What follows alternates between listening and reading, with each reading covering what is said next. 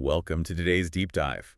We are looking at a topic today that, well, I have to admit, when I first saw the term mother organic in the research stack, I braced myself. You thought it was going to be a bit sentimental, right? Exactly, like we were about to buy overpriced kale or worship a forest deity or something. But, looking through the sources, that is not what this is about at all. Not even close. I mean, it's a total bait and switch. The source material actually defines Mother Organic strictly as a pattern. Right, the intelligence of systems. Yeah, systems that self-regulate. We're talking cybernetics and physics here. Yeah. Rhythm, decay, and renewal, not mythology. So our mission today is to figure out how this neutral intelligence operates and why understanding that pattern is actually a shortcut to personal stability for you.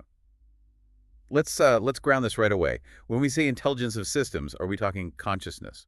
I mean, think of it more like a closed-loop system or a very sophisticated thermostat. A thermostat doesn't care if you're cold. It's simply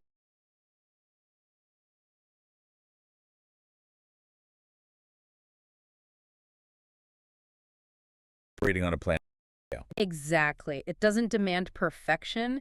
It demands balance. So applying this to the human body, we're talking about the autonomic nervous system. Precisely. It's the code running your sleep cycles, your digestion, Yeah.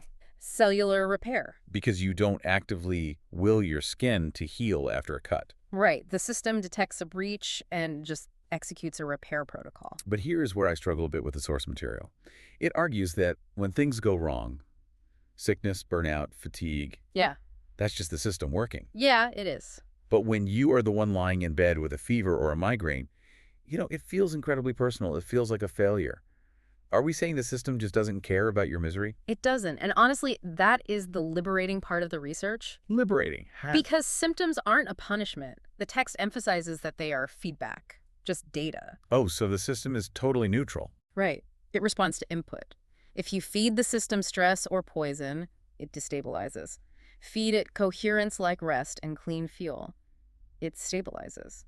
Pure cause and effect. But we live in an economy that basically runs on ignoring that cause and effect. Right.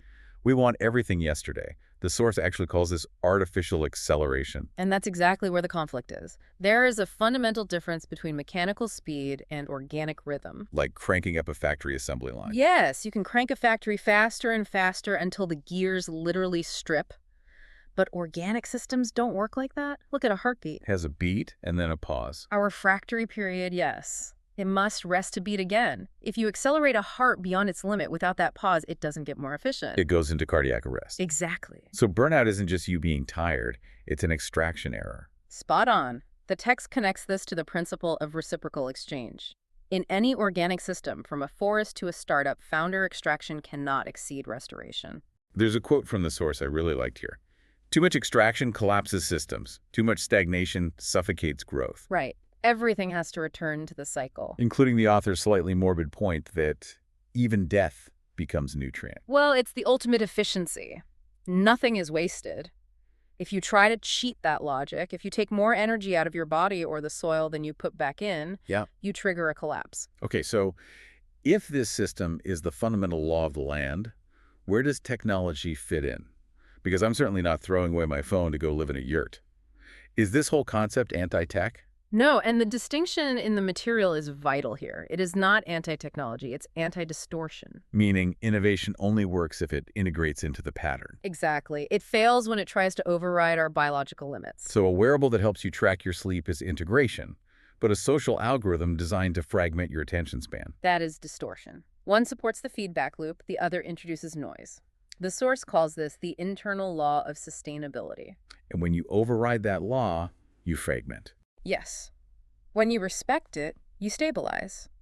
It favors consistency over intensity. Which is why it mentions that simple things, being grounded, breathing fully, bring you closest to the baseline because they remove the distortion. It makes simplicity a requirement, not just a minimalist aesthetic. Right. The questions the material suggests you ask yourself aren't, is this profitable? Or is this exciting? They are, is this sustainable and is this proportional? Yes. Is this proportional is a heavy question for modern life. It is, because the system is always waiting to return to homeostasis. The only variable is how much resistance we put up. So the goal for you listening isn't to find balance as some sort of luxury item. It's to stop fighting the physics of your own biology. That's the core of it. Incredible. Well, let's leave you with a final thought from today's deep dive. The material suggests that when you reduce unnecessary stimulation, you can actually hear this intelligence much more clearly.